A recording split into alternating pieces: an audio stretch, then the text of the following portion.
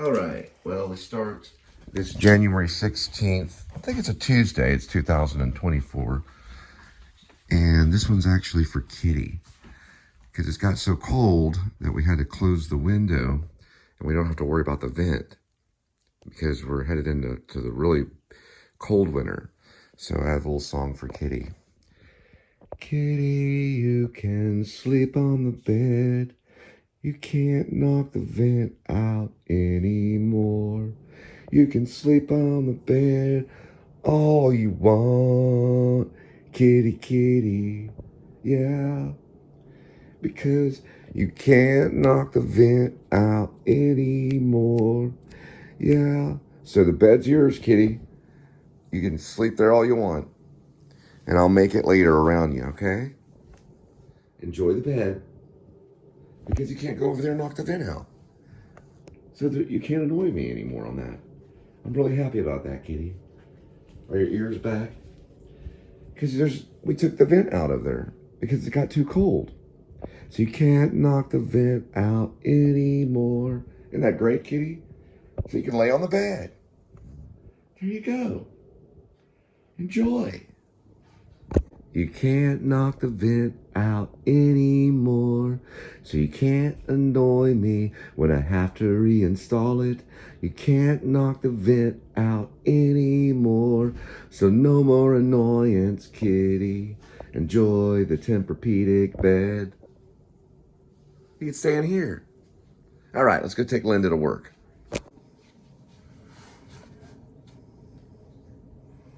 Onward. All right, I get to leave Kitty in the bedroom.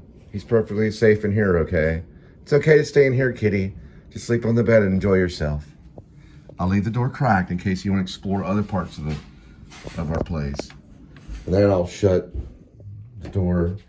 Well, I'll leave it open because there's a never-ending flow of, whatever. All right, here we go. All right, we'll just leave Kitty in there. It's fine. He can't knock the vent out anymore.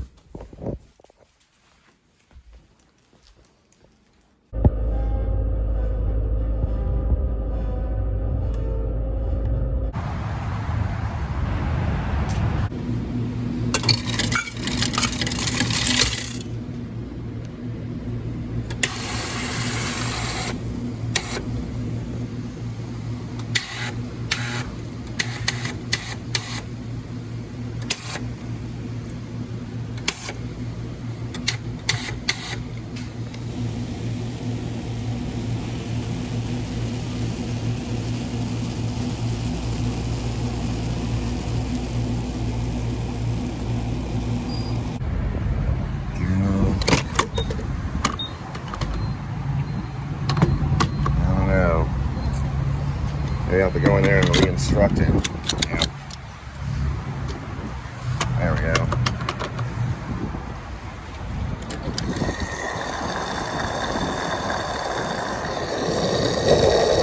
All right, you get a free roller drill item when you buy a Rise Fuel. I got a Rooster Booster instead. I'm cutting down on hot dogs.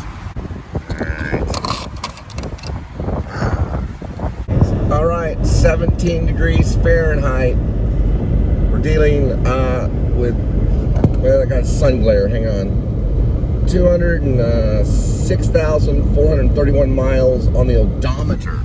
It's January 16th of 24, almost 2024. Right there, it was almost to 23, but I got to 24. And we're dealing with the beautiful Miss Linda.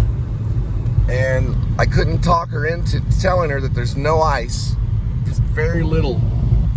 She didn't believe me, so I'm her husband Uber today, and then we'll be dropping her off and headed back. I'm allowing Kitty to lay on the Tempur-Pedic bed all day today because we took the vent out because it's so cold. We don't need the air conditioner at all, even though Linda likes to run it during the winter time. We're talking about the LG portable air conditioner, not the fixed air conditioner. We do need air conditioner, don't get me wrong. That's going to be for summertime. But that's only the LG. Well, the LG one is what we use. It's a portable one. What I mean is she's not using the portable air conditioner. We got the heater on. Let's just put it that way. It's a cold one, and it's very cold. So we're on our way.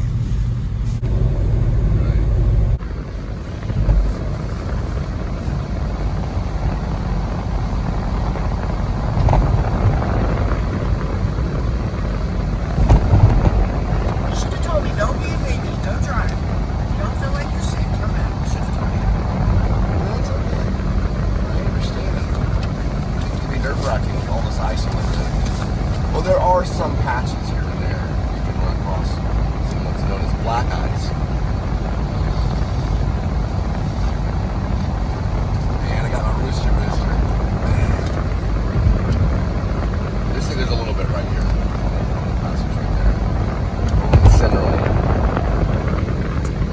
You see clearly that there's very little ice. But it doesn't mean that it's not going to happen later, because February's coming up too. We don't know.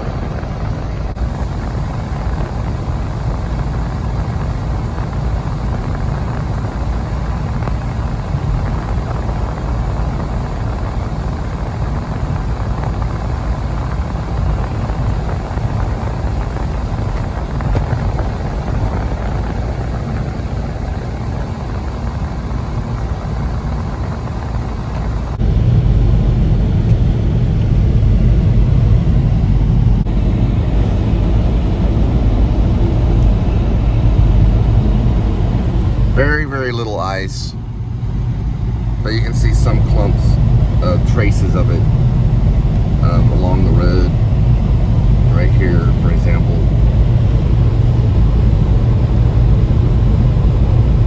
That's mostly how it looks, just to let you know.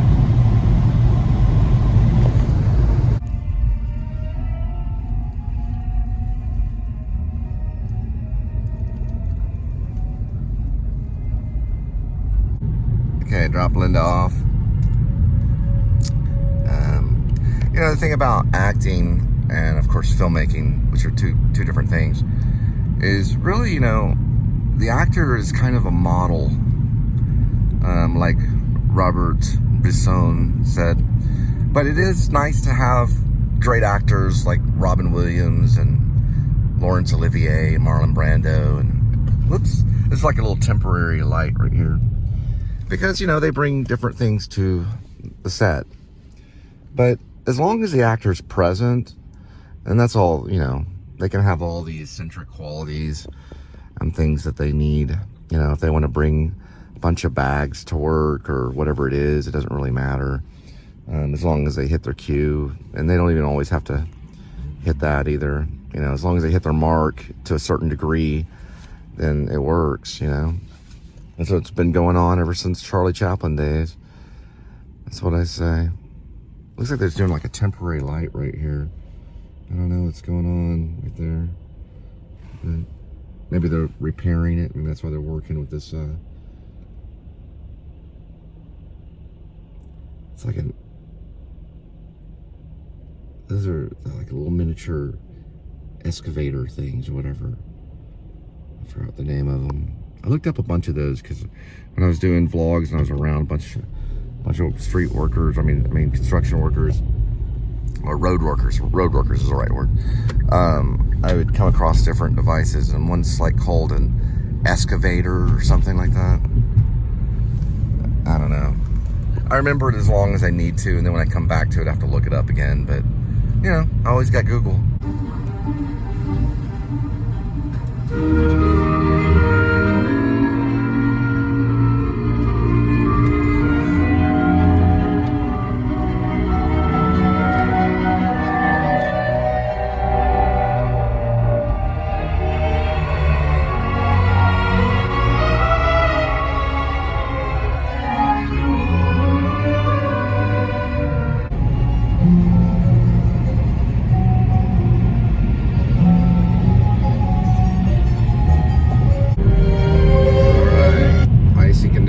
May exist.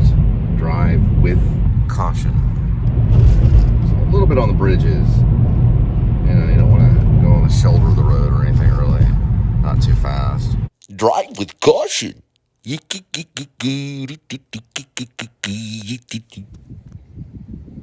So remember what I was saying about David Letterman back in the day, and like I guess it was like 1995-ish when I lived in the Darnell Apartments over there by the Modern Art Museum. Well, I can access him on YouTube and watch any show I want to, and this is David Letterman with Harvey Pekar. It's got all the 1987 stuff. But anyway, I do still watch David Letterman today, but he's, you know, off the, I guess you could say, the late night show, but he still makes appearances every once in a while. And believe it or not, you know, I do have a show. I mean, after all, I have interviewed Mario Capal from Man Eats Wild, and I found him out there just like he finds elk and deer and stuff. But anyway, doing a little cooking show here, and I got David Letterman on, turning the light on. So I've got some crackers, and pretty much what I'm going to do is open my refrigerator. And what we're dealing with is pepper jack right here. So I don't have any jalapenos, but I did have them the other night. So, but it was only because it came with this pizza. So I didn't vlog it because I don't vlog the pizza because it's top secret. But what I'm doing is basically just putting down pieces of cracker like that. And then I'm gonna spread some pepper jack. There we go. And we'll just sprinkle a little bit on there. And I've got some tomato that I'm using too, which I'll bring in the picture in a minute. Basically, it's just a rotel that I'm gonna spread on top of that later. And this is good for a process here. And we got the cheese going on. So we bring this over here and put it in there right there. Pop it in there for about 30 seconds. I was eating chips earlier. Harvey Pekar was very interesting because sometimes he'd get on the show and, you know, and he would have like, that's a little too much right there. He'd have his voice, and then sometimes his voice wouldn't be there. Or it would just be like super hoarse. And then at times it would be, you know, like a normal voice. It was a really weird guy. All right. So we're going to do like this right here. A little bit of like maybe tomato. And when I was in New York, I actually got to meet Rocco DeSpirito. Is that how you say his name? I always mess up his name. But he did a show called The Restaurant. And I auditioned for it, but I didn't get in. But the guy that got in had a broken arm, and he was there at the audition the night before the audition.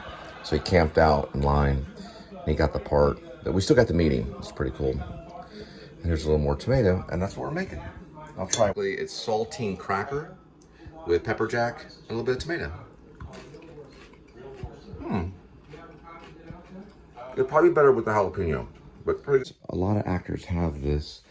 And this is my old, I don't know if it's like fake leather or whatever it is, but this is my, what I call my, it's not really my acting bag. I have a lock with it and everything, so, but it's kind of like my acting bag, but I keep all my headshots in here. I've done this since like probably the late 90s, like 1999 and stuff.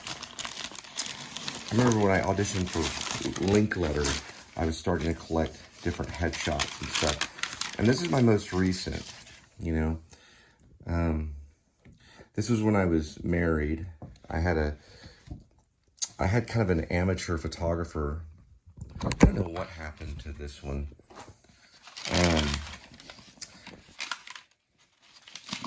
We had an amateur photographer do that one. And there's, yeah, here he is right here. And he made some prints for me. The only thing that was the problem with it is this. This is my resume. So I asked him to print my resume on the back, and some photographers can do it and some can't. So if you really do this kind of stuff, and a lot of actors do, especially if you go on the audition and they can't do it, then find a photographer that knows someone that can do it, or they can send it. But he must have used his own computer, or he had maybe the people that printed it for him. And I wore the wedding ring in this one right here. And I think I may have had one where I don't have the wedding ring on, but I think this one I did, which is not that big deal. You know, it's just a ring. It's just a ring. But it's got my information on it. And my most current, I guess you could say, this is actually not the most current theater show that I did in Garland. It's probably second. So I did another show called The Richards in Dallas, which was different versions of Richard III. And these are just some of the stuff that I've done. This is not, I can't fit all my theater shows on my resume. So I just take the selective amounts. And I'm sorry that it's out of, you know, I don't know why it's not lined up, but at least it's lined up this direction, you know. So they can find it. It's not that difficult. But that's the way it went down, and it kind of made me mad a little bit. But then again, when I look at it, if you follow the lines on it, it's not too hard to read. But I don't suggest to do your resume this way. Try to line everything up, okay? But if this is all you got, then it's all you got, you know? And they can figure it out. What I don't like is how A Midsummer's comes over here, and it goes like that. So let me show you one that did work out, or just show you one of how it should look. That's probably a half print because of the printer. That's how it should look. And this is an older resume here. And you have your height, so I'm 6 foot. The weight's 197. It's pretty close, pretty close. And then the eyes are green. I'm probably in the 210-ish. And I usually am about 20 pounds. But 197 is what I probably is a safe ground because I can lose weight too. And if I get too far under there, I just change those numbers. I'm probably not going to get any lighter than 170 or 179 or something like that. I'll keep it that way because I'm getting older and it's, you know, you can't get too Christian Bale where he's like, or gets too crazy, you know, unless they're paying quite a bit. And this is some of my film work. Amazing Grace is not the, it's not the least, I mean, it's not the most recent. That's a few years ago. But you don't put years down on here. And then, you know, it has the Pilgrim's Progress on there, Miracle on 34th Street, View from Bridge, Charles Webb, Without Consent. Now, Without Consent, I played George. I did that at 13th Rep in New York City. It was just a play reading, but I put it down as it was actually a play because they don't need to know that, you know. I mean, we did the play. We were reading it as we did it. But we stood it up. We blocked it and everything. House Divided was done in Los Angeles with Drake Dornis. You can see that right there. And there's Midsummers. I played Starveling. And also I did another version of Midsummers where I played Demetrius. But I put this down on here because it has the LA, Los Angeles right there. Blue Street I did here in Butterfly Connection Theater. I don't think I put a city on that one, but underneath it I did Yeti Songs, Mount Analog. I played author Beaver at Hip Pocket Theater. Mount Analog is another way of saying it. Yeti Songs was because it was a version of Mount Analog. And then I played Lucky. R. Crumb 3 is where I played Flunt. Adventures with Jesus, I played Luke. Passion, I played Jesus one time. With a Rap Carpet Theater group. That was my own group. And Orphans, I played Treat at Grapevine Theater Rep. And North Pole Nightmare, I played Monty the Mountie at Circle Theater. Which I guess I could have put Circle Theater Fort Worth.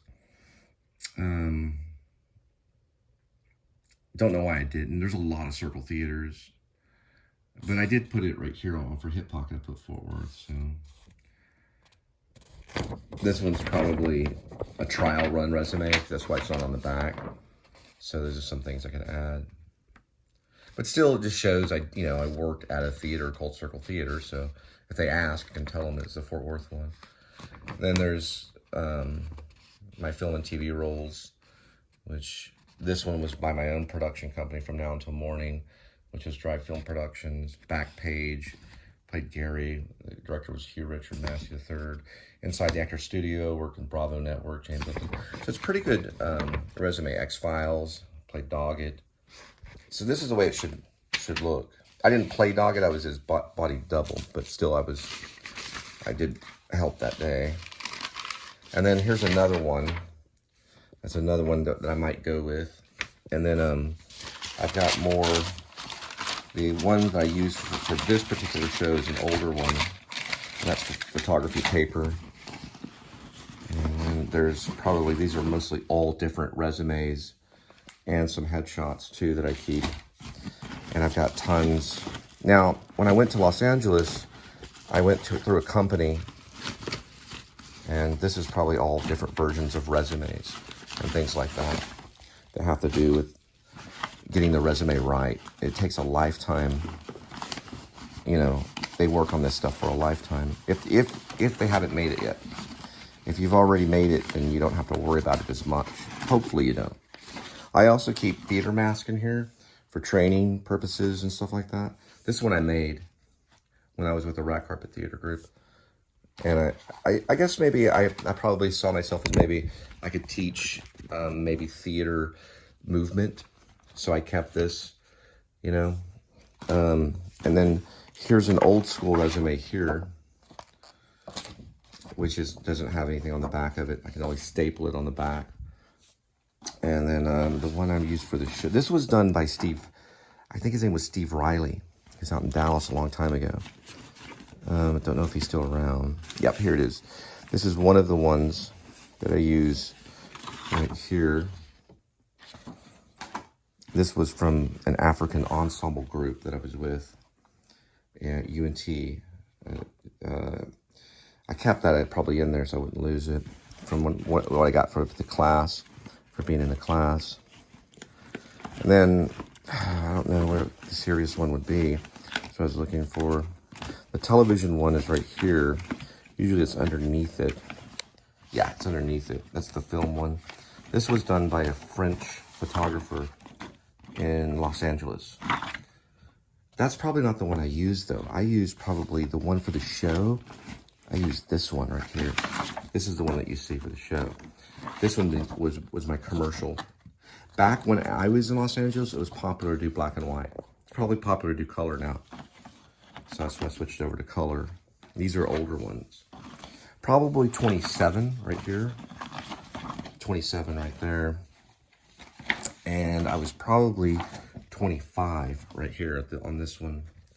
25 years old. It's kind of hard to see with the glare.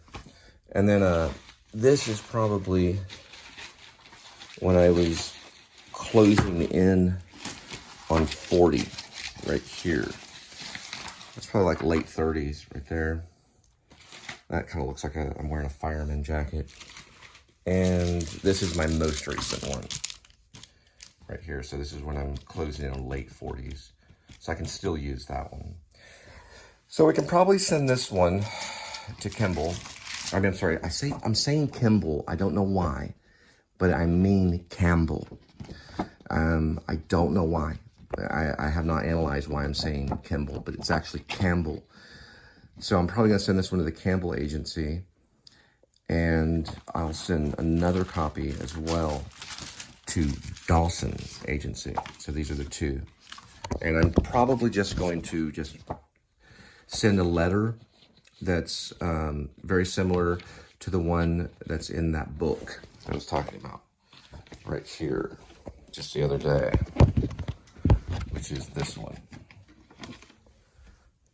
It's on page 46. I actually remember the page. So what I'll do, and I'm just going to use paper clips or staple. We'll go to page 46. Is I'll put my address and name here. And then I'll put, I'll put their address and name here. So the agency address will go here at the top. My address and information will go here, which will be phone number and probably maybe email underneath. And I'll have a letter just saying I'm seeking representation in the commercial area. Attached is a current resume and photograph for your consideration. I'll be calling your office in a day or so, hopefully, to meet with you personally. Thank you for your time. I'll sign it, and then I'll write my name. And that's the next big step here. So it'll go to the Campbell agency, and then one to the Dawson agency. I always send 2 out usually to see which agency would want to deal with me. And they may look at this and go, you know, this guy might can do some print. And then we'll go from there. Now they're gonna look at this and go, whoa, but that's just what's just gonna have to go down, you know? So, but it has my information at the top, and it does show that I'm with Actors Equity candidate. So I'm always a candidate to be a part of Actors Equity because I work in the equity stage. And it got my 5'11". I'm actually 5'11 and a half. Sometimes I put 6 foot. Roughly 5'11 and a half, 6 foot. Alrighty?